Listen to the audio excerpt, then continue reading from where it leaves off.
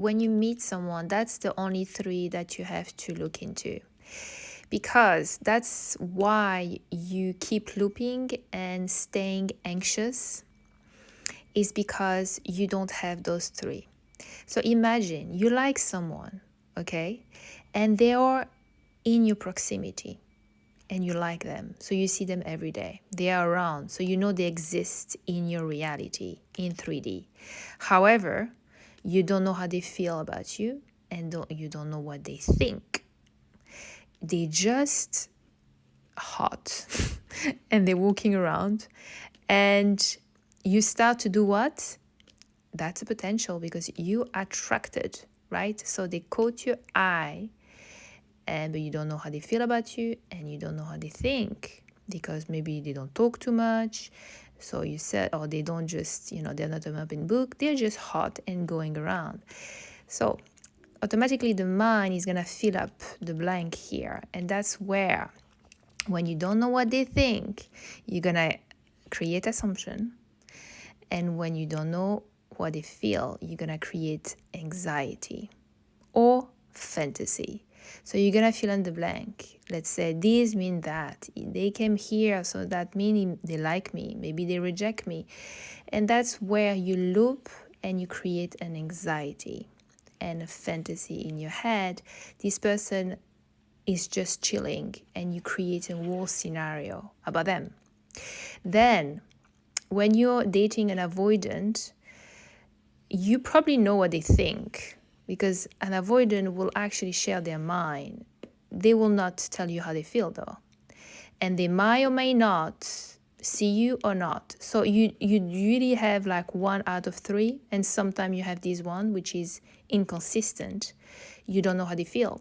Again, the anxious gonna loop. I don't know how they feel about me. So this is where you create anxiety, because they don't know. They don't show you how they feel. The avoidant, when they meet an anxious person, they will know how they feel, because the avoidant is an open book. They are leaking their energy and their emotions. So even though they don't express their emotion very often, you can tell how they feel about the avoidant. So the avoidant is very relaxed because they know this one is the most important one. They feel good. They feel I have them emotionally, so I can chill, So the avoidant may not know what you think, because anxious people are not really speaking their mind often. They are more, feeling it. So you might be confused to the avoidant because you don't express, because you can't be vulnerable verbally, but you feel a type of way and they know that. And then you definitely around because you're anxious. So you're going to be up to, you're going to be around in terms of proximity. So the avoidant, that's why it doesn't really need to kind of worry about you so much, because they know where you stand here. The most important one to release their anxiety, and also you are there in proximity. However, when you pull back from the avoidant, then this one gets shaky. This one, they have no information, and here, no as well. So that's why when you pull back as an anxious person, the avoidant is gonna come around. Hello, so what's going on? What you up to? Just to know where you stand. Then you reassure them, oh yeah, I still love you, don't worry. Okay, goodbye.